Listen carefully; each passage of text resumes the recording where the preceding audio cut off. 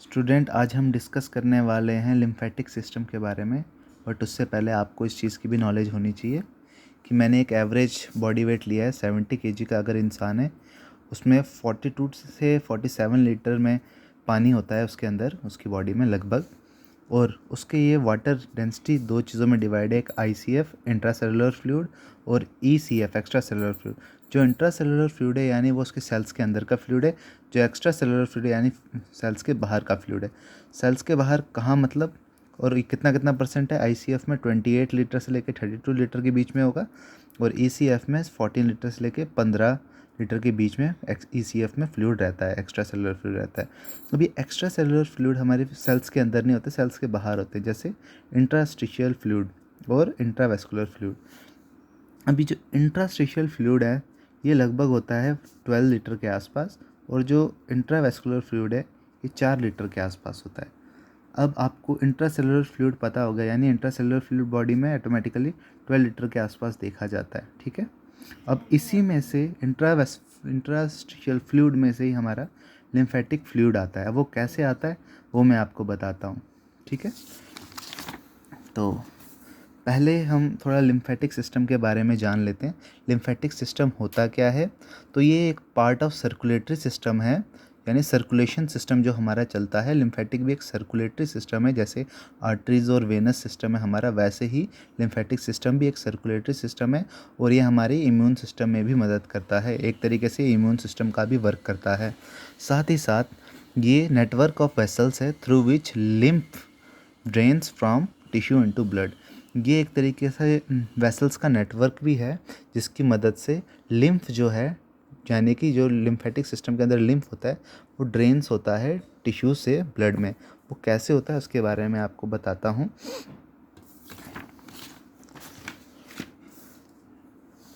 इस डायग्राम की आप फ़ोटो खींच लो, बहुत ही इम्पोर्टेंट है।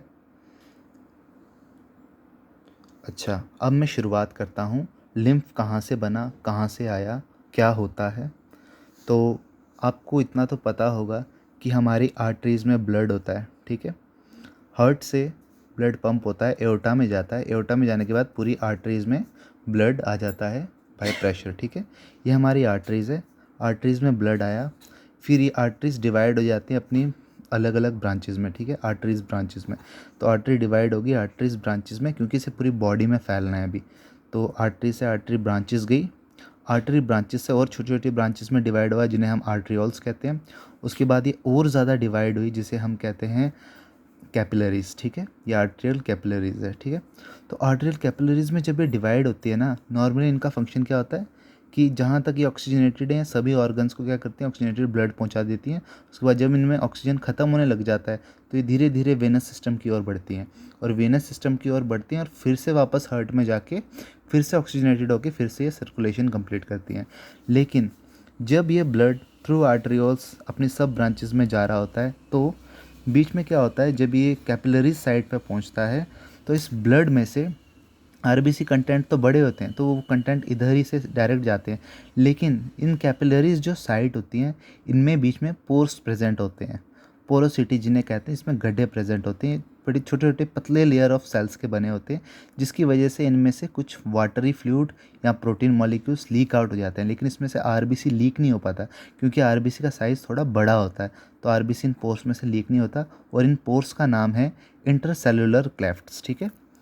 इंट्रासेलुलर क्लेफ्ट से वो चीज़ें बाहर निकल जाती हैं, कुछ वाटरी कंटेंट और प्रोटीन कंटेंट।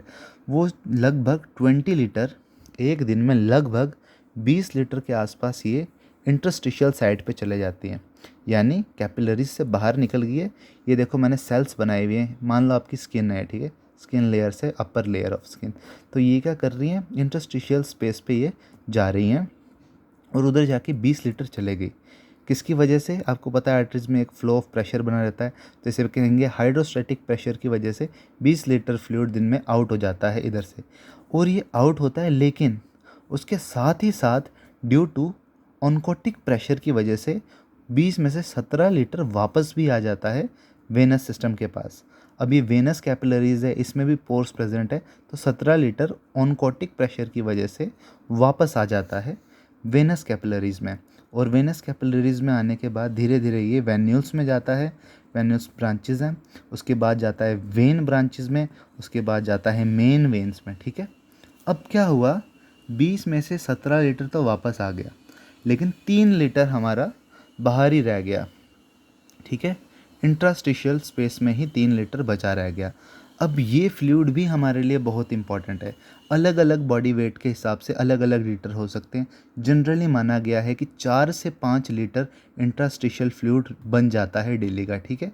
तो इन्होंने 20 लीटर के हिसाब से बताया हुआ है, बट जनरली देखा गया 4 से 5 लीटर भी बन सकता है। तो अकॉर्डिंग टू बॉडी वेट ये चीज़ें डिफ़र कर सकती हैं, ठीक है। तो इधर चला गया 3 लीटर हमारा अभी इंटरस्टिशियल स्पेस में रह गया। तो ये इंटरस्टिशियल स्पेस में रह गया, तो इसे हम कह रहे हैं इंटरस्टिशियल फ्लूइड है अभी, ठीक है। अब इसे हम इंटरस्टिशियल फ्लूइड कहेंगे। तो अब ये हमारे लिए बहुत इंपॉर्टेंट है, क्योंकि हमारी बॉडी में कोई भी चीज़ बेकार नहीं होती, और अगर ये फ्लूइड हमने लॉस कर देते हैं अगर इस फ्लूइड को, तो हमें बहुत सारी दिक्कत का सामना करना पड़ सकता है। जैसे कि अगर 3 लीटर कम हो जाए तो ब्लड वॉल्यूम, यानी सीधा सीधा 3 लीटर दिन में कम हो रहा है, और ब्लड वॉल्यूम 3 लीटर कम होने का मतलब हमारी सर्कुलेशन में डिफरेंस आ सकता है, और हमारी ब्लड सर्कुलेशन में बहुत ज़्यादा कमी हो जाएगी, ठीक है। 3 लीटर बहुत मायने रखता है। तो 3 लीटर हमें फिर से हार्ट के पास भेजना ज़रूरी है, क्योंकि हार्ट को नीड है, ब्लड को नीड है इसकी सर्कुलेट कराने की 3 लीटर। तो इसको वापस लाने के लिए हमारा ये लिम्फेटिक सिस्टम काम करता है। अब इधर क्या आई हमारी लिम्फेटिक कैपिलरीज। जो लिम्फेटिक कैपिलरीज होती है ना, वो आर्टरीज और वेनस कैपिलरीज से ज़्यादा परमिएबल होती है, क्योंकि उसे ज़्यादा कंटेंट लेना है इधर से। क्योंकि अगर एक परमिएबल कम होगी तो ये कंटेंट उठा ही नहीं पाएगी, क्योंकि ये इधर से गए हुए कंटेंट, तो इसे ज़्यादा परमिएबल होना पड़ेगा। तो इसका डिज़ाइनिंग स्ट्रक्चर ही कुछ इस तरीके से डिज़ाइन हुआ है कि ये ज़्यादा परमिएबल है और ज़्यादा कंटेंट उठाती है। तो ये क्या करेगी, इधर से 3 लीटर उठा लेगी, और 3 लीटर उठा के अपनी लिम्फेटिक कैपिलरीज में डाल देगी। अब जब ये इंट्रास्टिशियल फ्लूइड लिम्फेटिक कैपिलरीज के अंदर जा रहा है ना, पहले तो इंट्रास्टिशियल फ्लूइड था, ये जैसे ही कैपिलरीज के अंदर गया इसको हम बोलेंगे लिम्फ, ठीक है। जैसे ही कैपिलरीज के अंदर ये गया इसे हम तब लिम्फ बोलेंगे, इंटरस्टिशियल फ्लूइड नहीं कहेंगे अब, क्योंकि ये लिम्फ के साथ कनेक्टेड हो चुका है, लिम्फेटिक सिस्टम के साथ कनेक्टेड हो चुका है। साथ ही साथ अगर उस दौरान इस इंटरस्टिशियल फ्लूइड में किसी टाइप के कोई बैक्टीरियाज हैं, कोई डेब्रिज प्रेजेंट है, वेस्ट प्रोडक्ट कोई प्रेजेंट है, या फिर कोई वायरस प्रेजेंट है, तो इस फ्लूइड के साथ वो मिक्स होके लिम्फेटिक सिस्टम के अंदर जा सकता है। साथ ही साथ हमारा लिम्फ बना होता है वाटरी कंटेंट का, प्रोटीन्स का बना होता है, उसमें ग्लूकोज लेवल बहुत हाई होता है स्पेस पे, तो वो सारा उसमें मिक्स होके इसमें चला जाता है।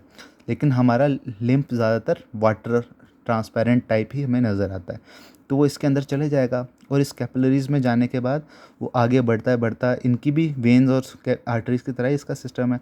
तो फिर ये जाएगा लिम्फेटिक वेसल्स में, लिम्फेटिक वेसल्स में जाने के बाद ये जाएगा लिम्फेटिक डक्ट्स में। लिम्फेटिक डक्ट्स में आपको पता है लिम्फेटिक वेसल और डक्ट्स के साथ साथ बीच बीच में हर जॉइंट्स पे इसमें नोड्स भी प्रेजेंट होते हैं, जिस नोड्स पे क्या होते हैं, ये बैक्टीरियाज को या वायरस को मार देता है, ठीक है।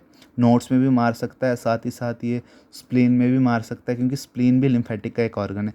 लेकिन चलो हम अभी मैं आपको सिंपली बता रहा हूँ, लिम्फेटिक कैपिलरीज से लिम्फेटिक वेसल्स में ट्रांसफ़र हुआ, लिम्फेटिक वेसल से लिम्फेटिक डक्ट में ट्रांसफ़र हुआ, लिम्फेटिक डक्ट से ये ट्रांसफ़र होता है सब क्लेवियन वेन से, ठीक है। लास्ट में हमारा लिम्फेटिक जो है ये सिस्टम, ये अटैच होता है सब क्लेवियन वेन से, ठीक है।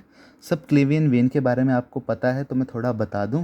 जो हमारा सब क्लेवियन वेन है, ये अगर मैं आपको इसके बारे में बताऊं तो 2 टाइप की हैं, एक आती है लेफ़्ट, एक आती है राइट, दोनों फंक्शन सिमिलर है। तो ये क्या होता है, लिम्फ धीरे धीरे इसमें आता है, और ये सब क्लेवियन वेन हमारी आ जाती है सुपीरियर वेना कावा, और सुपीरियर वेना कावा जो हमारा होता है ये सीधा जाता है हमारे राइट एट्रियम में, जो कि हार्ट में चला जाता है, और हार्ट को वो 3 लीटर ब्लड भी मिल जाता है, और फिर से पंप करता है, और फिर सर्कुलेशन में उसे डाल देता है। तो लिम्फेटिक सिस्टम ऐसे वर्क करता ही रहता है सर्कुलेटरी सिस्टम की तरह, ठीक है। अब मैं आपको बताता हूँ कि ये चीज़ें अपवर्ड जाती कैसी हैं इसमें से। तो ये मैंने लिम्फेटिक आपको वेसल्स के बारे में थोड़ा बता रहा हूँ। अगर इसमें मैंने लिम्फ डाल दिया, देखो इधर से इसने लिम्फ को एब्जॉर्ब कर दिया क्योंकि परमिएबल था, ठीक है, इधर लिम्फ आ गया।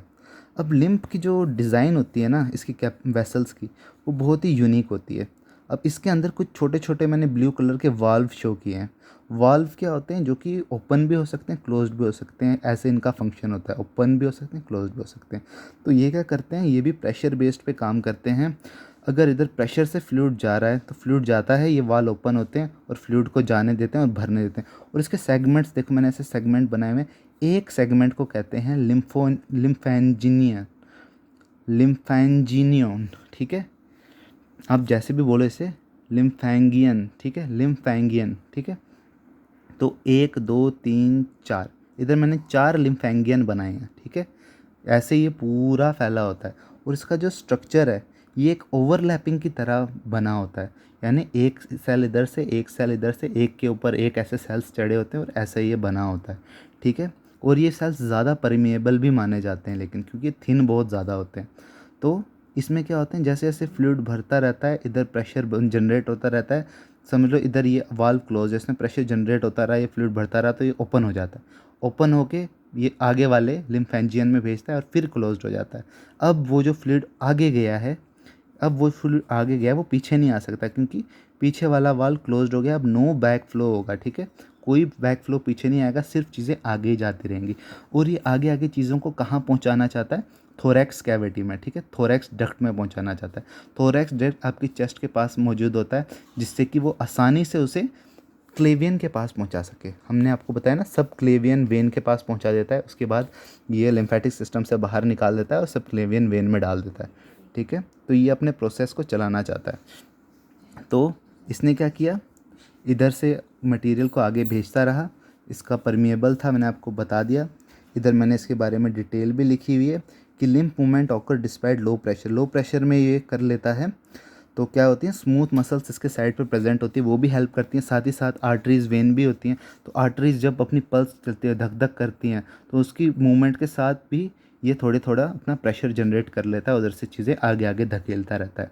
कि पल्स, आपको पता है पल्स बीप करती हैं, धक धक करवाती हैं, तो ये उसके साथ साथ ही स्मूथ मसल की मदद से इनको आगे आगे धकेलता रहता है, ठीक है। तो और पीछे तो ये आने ही नहीं देता, क्योंकि इसमें ये वॉल्स प्रेजेंट है। इन वॉल्स का नाम भी इधर लिखा हुआ है, स्पेशली सेमील्यूनर वाल्व्स कहते हैं ना, ठीक है, सेमील्यूनर वाल्व्स कहते हैं। इसके अंदर सारे ही सेमील्यूनर वाल्व प्रेजेंट है। When the pressure inside the lymphangion become high enough, lymph fluid will be push through the semilunar valve. जब एक लिम्फेजियन में हाई प्रेशर हो जाता है, वो लिम्फ को आगे पुश कर देता है और बंद हो जाता है, ठीक है। और वो ऐसे सिस्टम पूरा आगे आगे पुश करता रहता है और बंद होता रहता है, इसकी वजह से ये पहुंच जाता है हमारा सबक्लेवियन वेन तक, जिसकी वजह से मैंने आपको आगे तो बताई है। सबक्लेवियन वेन में अगर एक बार पहुंच गया तो उसके बाद सीधा चले जाता है ये सुपीरियर वेना कावा। आपको पता है 2 वेना कावा होती है, एक इन्फीरियर होता है, एक सुपीरियर होता है, दोनों इधर अनऑक्सीजनेटेड ब्लड पहुंचाते हैं। तो ये इसके साथ ब्लड के साथ साथ मिक्स कर देता है हमारे लिम्फ को, और हमारी 3 लीटर वॉल्यूम भी कंप्लीट हो जाता है। तो उम्मीद है आपको अच्छे से समझ आया होगा।